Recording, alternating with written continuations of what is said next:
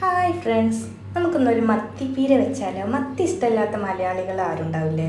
അപ്പോൾ ആദ്യം തന്നെ അതിലോട്ട് ചെറിയ ഉള്ളി, 2 വെളുത്തുള്ളി, 2-3 പച്ചമുളകും, കുറച്ച് ഒരു 1/2 കപ്പ് തേങ്ങയും, കുറച്ച് മഞ്ഞൾപ്പൊടി, ഒരു 1/4 ടീസ്പൂൺ മഞ്ഞൾപ്പൊടിയും ഇട്ട് ചതച്ചെടുക്കുക. എന്നിട്ട് നമ്മൾ ക്ലീൻ ചെയ്ത് വെച്ച മത്തി കടായിലോട്ട് ഇടുക. ഇത് നമ്മൾ സൗദീൻ്റെ മത്തി കേട്ടോ, അതുകൊണ്ടാണ് ഇത് ഇങ്ങനത്തെ കളറ്, നമ്മുടെ നാട്ടിലെ മത്തിയോട്ടല്ല. പിന്നെ നമ്മൾ ചതച്ച് വെച്ച അരപ്പും കുറച്ച് കറിവേപ്പിലയും നമ്മളെ വാളംപുളി ഇല്ലേ, ഞാൻ ഈ വാളംപുളി എടുത്തത്, ചിലർ കൊടുമ്പുളിയൊക്കെ എടുക്കും, പക്ഷെ ഞാൻ വാളംപുളിയായിട്ട് എടുത്തേക്കുന്നത്. അത് നല്ലപോലെ പിഴിഞ്ഞ് അരിച്ചെടുത്തതാട്ടത്.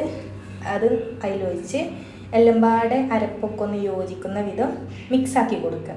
എന്നിട്ട് അതൊന്ന് മിക്സാക്കിയിട്ട് ഒരു അടച്ച് വെക്കുക കേട്ടോ. എന്നിട്ട് ഒരു 10-15 മിനിറ്റ് വേവിച്ചാൽ മതി. മത്തിയല്ല, 10 മിനിറ്റ് മതിയാവും. 10 മിനിറ്റ് വേവിച്ച് ഒരു കട്ടൻ നല്ലപോലെ വേവും. നല്ലപോലെ വെന്തിട്ടുണ്ട്.